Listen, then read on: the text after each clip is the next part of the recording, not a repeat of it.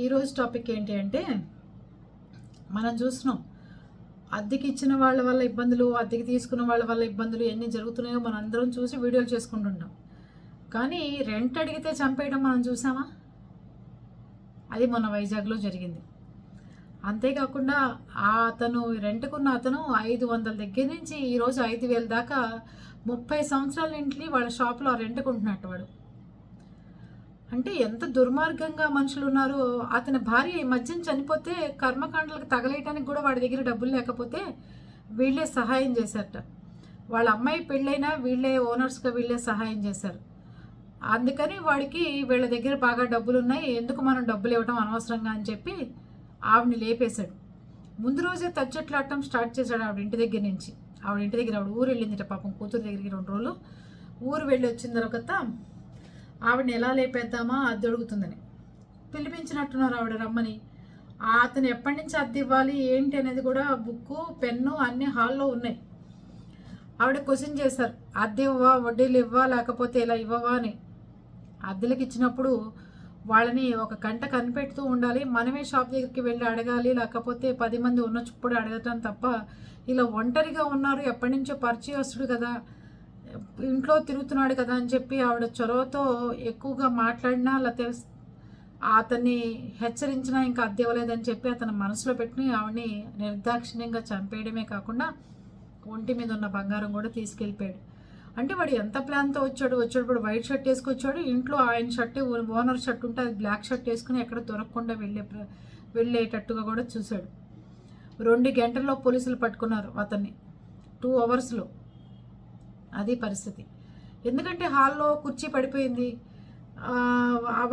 అతని లెక్కలు చూస్తున్నా ఆ బుక్ అక్కడే ఉంది, పెన్ అక్కడే ఉంది, అన్నీ కనబడుతున్నాయి కదా ఆధారాలు. ఇంకా అంతే, వెంటనే పోలీసులు పట్టుకోవడం, అతన్ని అరెస్ట్ చేయడం జరిగింది. నేను చెప్పేది ఏంటంటే అది అందరూ ఓనర్స్ డబ్బుల కోసం పీడిస్తున్నారు, హింసిస్తున్నారు, ఓనర్స్ అంతా ఇంతే అని మనం అనుకుంటుంటాం. కానీ 500 నుంచి 5,000 రూపాయలు ఈ రోజుల్లో వైజాగ్ షాపులో రెంట్ ఏముంటాయి చెప్పండి, ఇంకా రేట్లు ఎక్కువే ఉంటాయి. అంతేకాకుండా మానవత్వంతో సహాయం చేశారు కదండి, అలాంటి వాళ్ళకి ఇలాగే జరుగుతుంది. అదే రాక్షసత్వంగా ఉంటారే అలాంటి వాళ్ళకి ఏమీ జరగదు. ఇంకో ఊర్లో ఎక్కడ తెలుసా, గుజరాత్లో వాడు 5-6 నెలల నుంచి ఇంటద్దె కట్టట్లేదుట. వాడి ఇంటద్దె 2,000 రూపాయలు. కట్టకపోతే ఊరుకోనని ఓనరు బెదిరిస్తే అతను ఏం చేశాడో తెలుసా, భార్యని మైనర్ బాలికైన కూతుర్ని వాడి దగ్గరికి పంపించాడు, ఓనర్ దగ్గరికి, 14 ఏళ్ల కూతుర్ని. వాడు పలుమార్లు వీళ్ళ మీద లైంగిక దాడి చేసి వాడు ఇష్టారాజ్యంగా చేశాడు. ఒకరోజు ఆవిడ వాళ్ళ అమ్మ వస్తే చెప్పిందిట, అమ్మని మేము ఇట్లా అద్దెలు కట్టకపోతే మా ఆయన వీళ్ళకి అప్పచెప్పాడమ్మా, ఆ ఓనర్ నన్ను నా కూతుర్ని ఇలా చేస్తున్నాడు అంటే ఆవిడ అప్పుడు గుజరాత్ పోలీసులకి ఇన్ఫర్మేషన్ ఇస్తే వెళ్ళి కంప్లైంట్ ఇస్తే అతని మీద ఫోక్సో కేసులు పెట్టి లోపలేశారు. అంటే అక్కడేమో రెంట్కున్నవాడు ఇదేంట్రా ఇలా చేయటం ఏంటి, అద్దెకపోతే ఖాళీ చేసి వెళ్ళిపో, అంతేగాని ఇట్లాంటి పనులు వద్దు అని ఒక మాట చెప్పినడితే ఈ కేసులు ఈ గొడవలు ఇరుక్కునేవాడే కాదు. వచ్చిందే కదా అని చెప్పి వాడు పలుమార్లు వాళ్ళ మీద ఇబ్బంది కలిగిస్తే జైల్లో కూర్చోవలసిన పరిస్థితి వచ్చింది.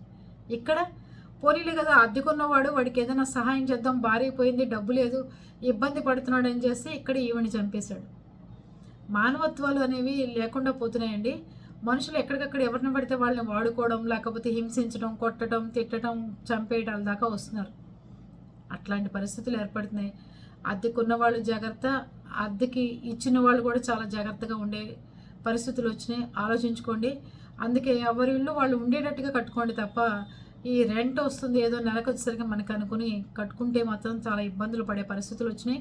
చాలా ఇళ్ళు ఖాళీగా అట్టి పెట్టుకునే పరిస్థితులు కూడా ఉన్నాయి. అందుకని మళ్ళీ దాంట్లో ఎవరు వస్తారో, రాత్రిపూట ఎవడు పడుకున్నాడో మళ్ళీ దాన్ని క్లీన్ చేయించుకోవడం, ఇదంతా పెద్ద తతంగం పని. అందుకని ఈ పని చేయండి.